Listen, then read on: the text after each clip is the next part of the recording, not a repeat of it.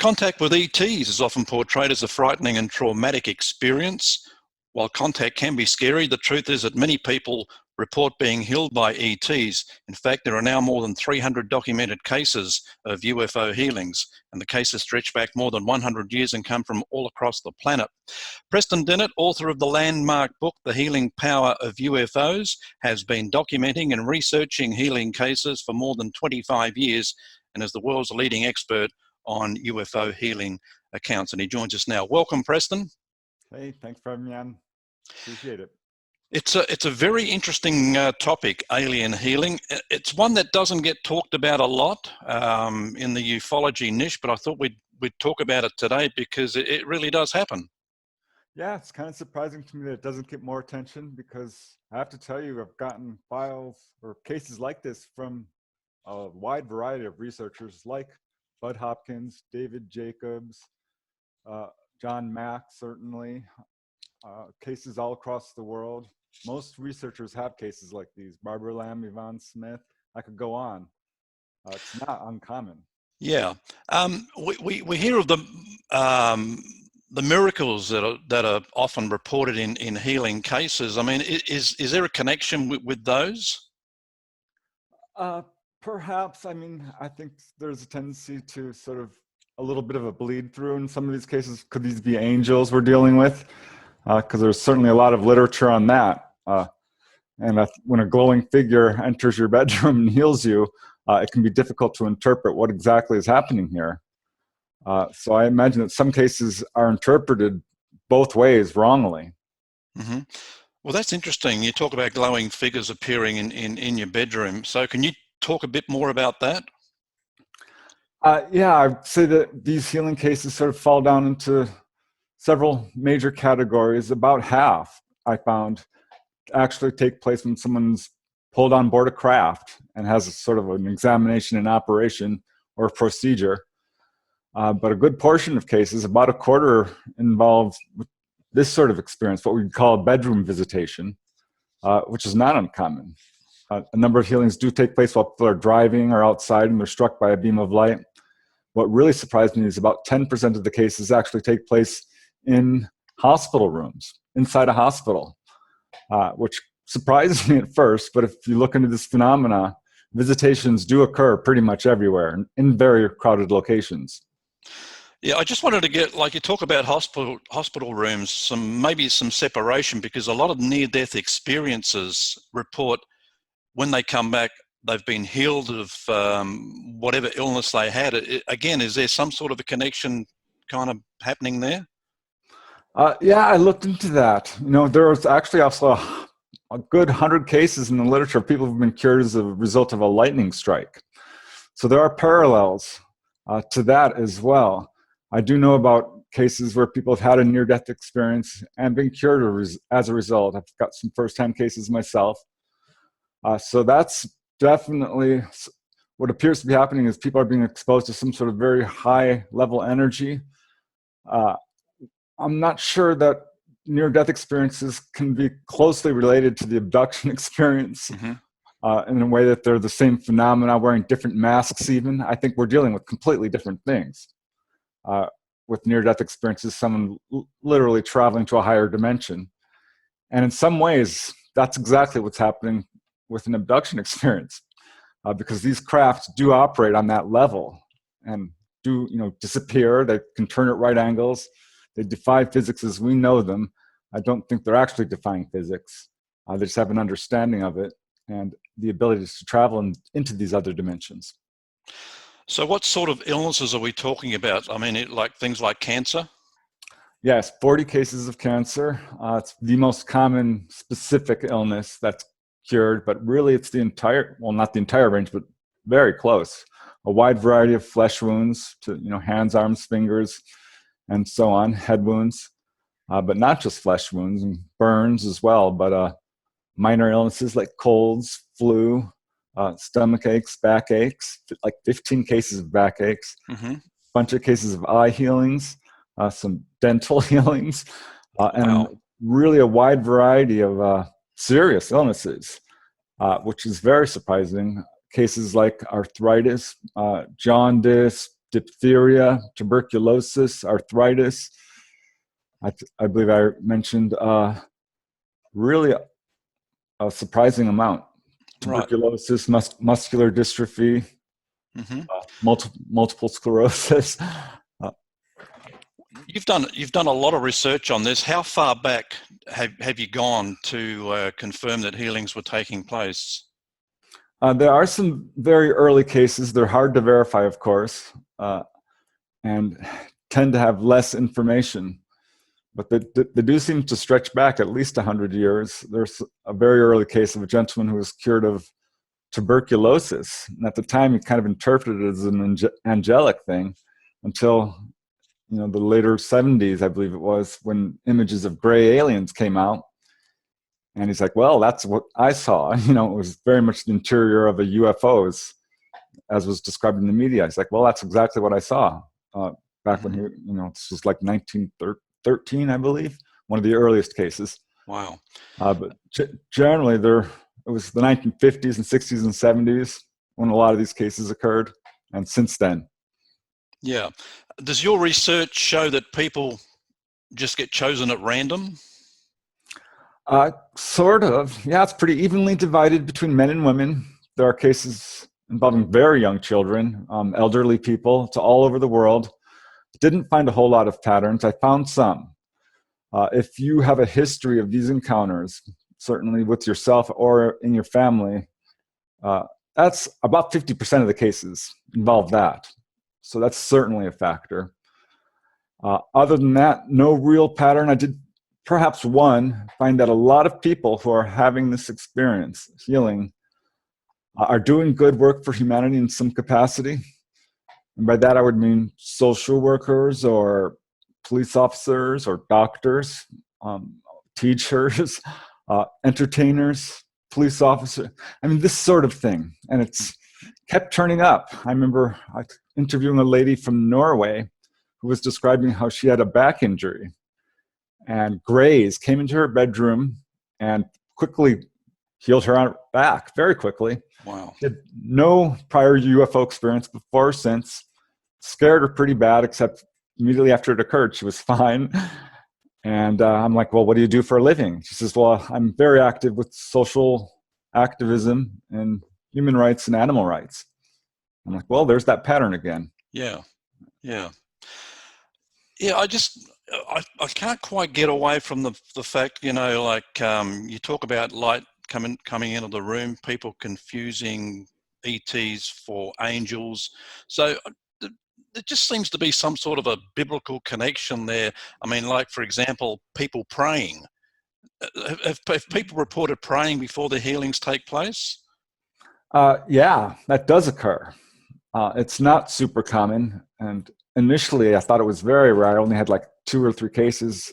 Now that I've got a much bigger database, there's a good dozen cases that support that, or that go that way. One case that comes to mind involved a lady who was diagnosed with renal failure. She was having a lot of trouble going to the bathroom and went to her family doctor, and he's like, "Oh my gosh, you need dialysis. Your kidneys have completely shut down." And she went home and prayed. And she called everyone she knew and asked them to pray. And just kind of praying to angels, really, and was instead visited by short humanoids who sort of rubbed her abdominal area. They weren't angels by any means, but instead appeared to be ETs, and healed her. She went to the doctor the next morning, who was very shocked. He says, "Well, you appear to be fine."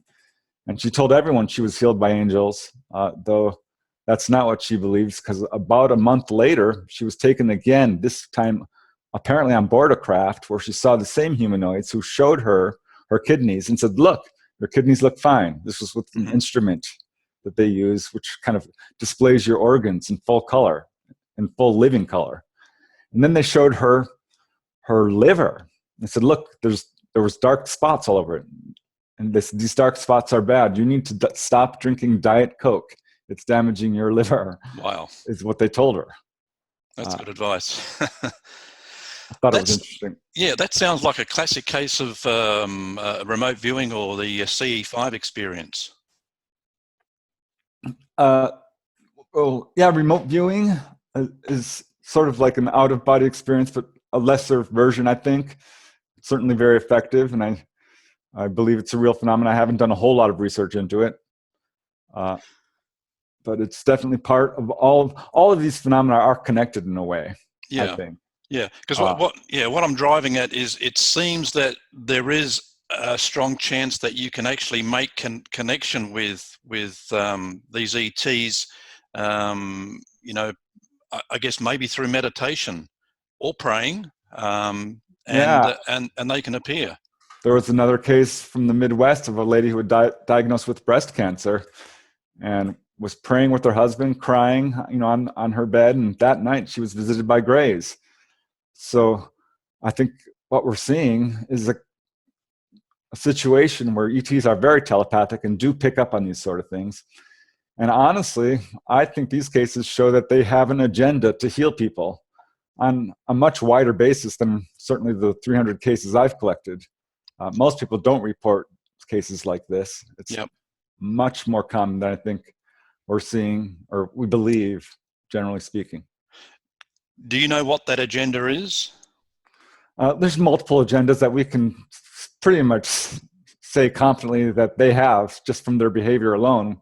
Like with genetics, they seem to be very interested in all things human and examining us and know likely more about the human body than we do. Certainly the hybrid baby phenomena, I believe is real. I got cases like that very early on in my research back in the 1980s and continue to. But yeah, there's multiple agendas. They have messages they give humanity. Whenever they talk to someone, it's usually into a number of different categories that are very positive. In a way, I mean, one is probably the most common message is warnings of some kind, which is very common. I hear it all the time about nuclear proliferation, perhaps, or pollution, our warlike ways, this sort of thing. So that's one of their agendas. We know that. Yeah. And another is like alternative energy. We're constantly showing people the engine room and saying, look, this is how we do it. And people come back from their experiences. I wrote about this, wanting to build a free energy motor. Not uncommon. As far as I know, no one's been successful or, certainly not commercially released. But that is definitely a theme that goes through these accounts, and as well as healing, spirituality of some form, whether it's, astral travel even, past lives, or usually some form of hands-on healing or Reiki or an interest in that, certainly. Mm-hmm. We spoke very positive. These are very positive agendas is kind of the point I want to make. Okay. And, we spoke with Melissa Kennedy during this series as well, and Melissa is an expert on the Rh negative blood theory, and I think she mentioned a figure of some 85% have an ET experience of Rh negatives. Have you gone that deep into the people that are being healed? Is there a common theme with their blood type? Not that I've found. I haven't done a whole lot of research into that, but what I do see is that this is a universal phenomenon. It happens to all people on all continents, and has been for many years. I think what we're seeing with the abduction phenomenon is probably largely unprecedented, really, in human history.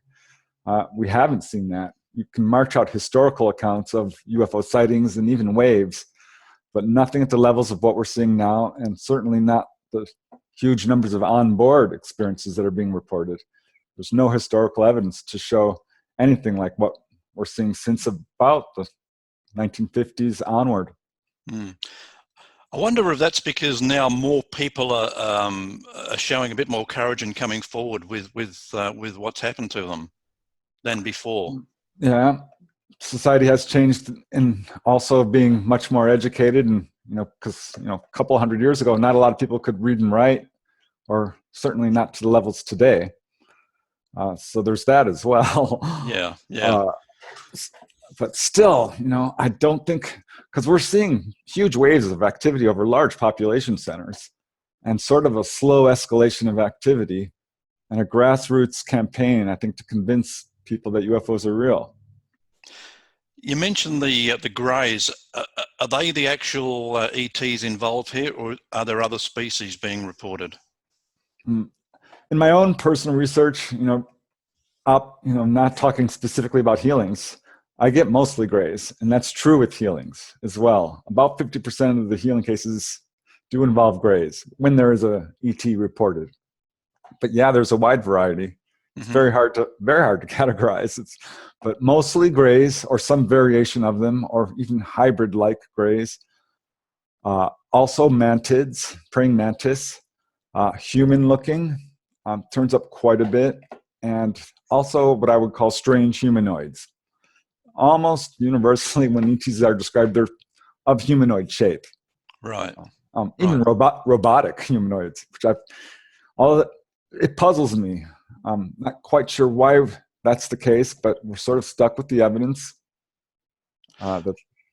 Yeah. Well, what do these cases say about the benevolence or malevolence of these ETs? Are they friendly or hostile? I think it depends on the person you talk to, because there are people who have been healed who don't come away feeling like these ETs are their friends by any means. One lady had a gallstone removed, and she was not happy about it. Yes, they healed her, but she felt violated because she hadn't asked for it. She didn't know who it was. Someone had just came into her home in the middle of the night and did it. She has no memory of it, just waking up the next morning and she's healed. Wow. She's a nurse. And another lady healed of cancer kind of felt the same way. Some people feel like they're just being used like lab rats. But I'm going to say a good half are, come away from the experience feeling pretty good about it. Mm-hmm. And feeling like, there are some who are absolutely feel that their cases were truly benevolent. Right. I don't think it's an evil agenda by any means. I think there are many cases you can march out where ETs don't understand human pain, the pain and the trauma they're causing. Yep. But I don't think they're trying to cause pain. I don't think that's their agenda at all. Yeah, I hear that a lot too. Yeah. I suppose, taking your car to your local mechanic to get a specific thing fixed or worked on, and then the car comes out and they've done something else to it and kind of given it an upgrade. Are these people reporting like a health upgrade? Is one thing being healed only, or they kind of come out completely healed of everything? Yeah, there's a lot of cases where people are healed of a specific injury or disease that they're suffering from at that time, or multiple injuries. Or like one guy was struck by a beam of light, a Peruvian customs official, and was cured of nearsightedness and rheumatism just by this sort of beam of light. There's lights in a lot of these healings. But there are cases where people aren't sick and have an abduction experience and come away physically upgraded. I don't know how else to put it. A lot of people that I've talked to personally tell me they've gone to the doctor, and the doctors, even though they're elderly, are like, wow, you have the heart of a teenager. Very, very good health. There's one case from John Hunter Gray. He had an abduction experience, and following his experienced over 20 physiological improvements. He grew an inch, his feet grew in size, his wrinkles faded, his hair started growing faster, he stopped getting sick. Wow. It's amazing, yeah. I mean, there's also healings of psychological illnesses, by the way. One gentleman, there's about 3 or 4 cases of people cured of suicidal depression. One gentleman was ready to commit suicide, literally had driven out into the desert and had a gun held to his head when a gray appeared and kind of voided the suicide. He experienced missing time, but did not kill himself. Which, by the way, I looked up the top 10 ways people die in the United States and the world. In the United States, suicide is one of the top 10 killers. Mm-hmm.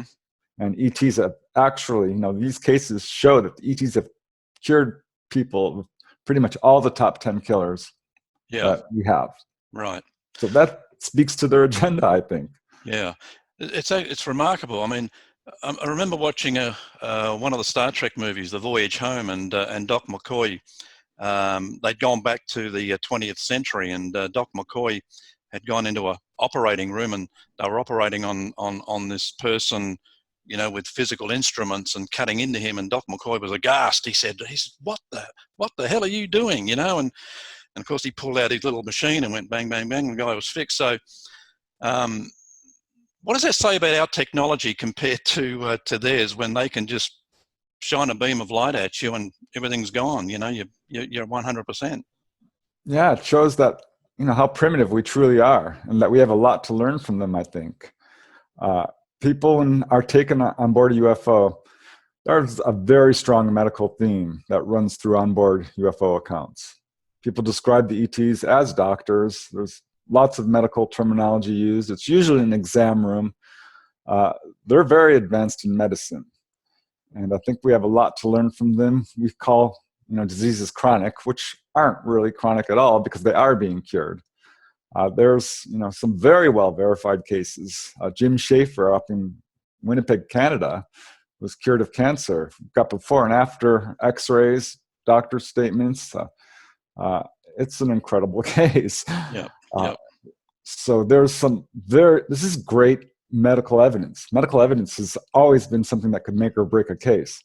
But cases like these, where we have before and after X-rays of tumors disappearing, there's, you know, another case here in Southern California, same thing,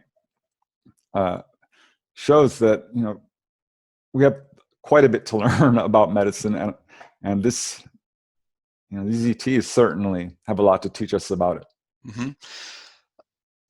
Some people watching may think, well, if ET has the power to cure us, why do millions still die each year? Yeah, it's unfortunate, and it's sort of an enigma about this. Bud Hopkins, when I cornered him once at a convention, I asked him about healings, and he's like, yeah, we do get these cases, but there are still lots of people dying of heart disease and cancer and so on. I think to a certain extent, they're stepping back with sort of a laissez-faire attitude. They can't just hand over the healing technology, because we would abuse it. I believe is part of the problem here. Certainly that's the pattern we've seen with other technology, and given to like a military force who appear to be using it or already have this technology. I mean, it could cause bigger problems of overpopulation, mm-hmm. and abuse of wealth and privilege, and sending injured soldiers back out into the field just after zipping them back up again. This could be a huge problem. But on this same vein, there are now whistleblower accounts coming out of crashed UFOs, and they're pulling out all kinds of healing technology. These objects that can open and cut, open a person's body or heal a cut instantly, very much like Star Trek. Mm-hmm. Another like jewel-like object which slides over a person's body and locates the tumor, and various ways of healing people with this ET technology, which apparently is being used on Earth by humans on a limited basis, but it's, you know, not being released; it's being suppressed. Wow. How do ET healings compare with other miraculous healings? Are they connected or completely different? I think they're probably using, what we're seeing definitely is very strong patterns between certainly angelic healings, which I looked into. I read all the literature, well, not all of it because it's vast, but there's a vast literature on angels and angelic healing, and a number of cases which I'm like, this is very close to what I would call a UFO healing. You know, looked into healings at, you know, Lourdes and other sacred springs and historical miracles like that. And there are parallels there as well, which certainly make you wonder if these are being misinterpreted or is it a separate phenomenon. I think certainly in some of these cases it's a separate phenomenon. I really do. And the angelic literature is just, there's a lot of it. Yeah. Preston, what kind of pushback is there, say, from skeptics? Not the usual skeptics, I guess people under the religious banner who want us to believe in a higher power, but not ET actually performing the healings. Is there any pushback on that? There has been some. There is a segment of the population, certainly, and a few well-known researchers who say that the UFO phenomenon is demonic. And I've, sparred with a couple of these guys every now and then, which is difficult because they're pretty, I don't want to, they're set in on their theory here and don't want to deviate from it despite there's evidence showing the contrary, which I can march out because I studied demonology. I've got books on it, and I've talked to people who've gone through it and experienced pretty much what you would determine as possession. And it's difficult. It's a horrendous true phenomena, but it's not the same. It's got a completely different pattern, a completely different manifestation. We're not dealing with poltergeists here. I'm someone who, after examining the evidence, having studied for many years, still am attracted, and it's my assessment that we're dealing with extraterrestrials in the classic sense, for the most part. There are people like us. Their behavior falls under the same umbrella as human behavior. And honestly, it's skewed a little bit more towards the positive, and what we don't see are accounts of like just outright sadism aboard UFOs, or just torturing for fun of it, or mass murderers, or war, this sort of thing. So yeah, I'm overall pretty hopeful about it. I don't think this is an evil takeover phenomena. Yep. And I understand that some people feel like, this is demonic, but I don't see a whole lot of evidence of that. I really don't. Right. Fascinating discussion. We could talk about this all day. Your book, The Healing Power of UFOs, people can get it from Amazon, all good bookstores, your website. That's right. Yeah, I appreciate you having me on the show. If you just Google my name, it should take you to my website. I've got excerpts there of all my books, and you can contact me through the website. And yeah, I love talking about the subject. I think it's really important and has a potential to change the world, really. Before you go, Preston, I've been asking all our speakers about their thoughts on disclosure. I don't know whether you have any thoughts on it, but can you tell us a little bit about what you think disclosure? Is it happening? Is it going to happen? Well, it's certainly been talked about since the day I got involved in it, when it was always sort of like on the horizon tomorrow, and it's never happened. But what we do see is a continuous sort of process. I do think it will happen. I think it's inevitable. I don't think UFOs are going to go away. It seems to me the UFOs have a sort of an agenda of disclosure as well, though they too, could do it in a day and aren't. So it seems to me it's very tightly controlled, and that it will come forth, but I'm not sure it's going to be tomorrow or even the next day, but hopefully within our lifetimes, we're going to see some very major differences in how this subject is treated as it, from today. Say it does happen. What do you think the world would look like, post-disclosure? Has the potential, I think, to look very different. I mean, we could have a complete end of wars and a completely new age, because we're looking at some very bad times right now if we don't take care of ourselves and our warlike ways and our tendency to pollute our planet and the greed that's choking our planet and so on. The divisiveness is a real problem, and I think if we don't solve that, we're going to suffer from it, and that's when we might see, some real changes in how this subject is healed, because it has the capacity to solve the energy crisis, the economic crisis, the environmental crisis all at once by just releasing these ET technology. I think that's going to happen at some point, and it might be a crisis that precipitates it. Okay, Preston, thank you very much for your time. Really, really appreciate it. And as I said, a fascinating discussion. And your book is The Healing Power of UFOs. And people can just Google you, Preston Dennett, and it'll take you to your website. That's right. Yeah, thanks very much. Thank you, Preston. Preston Dennett joining us today.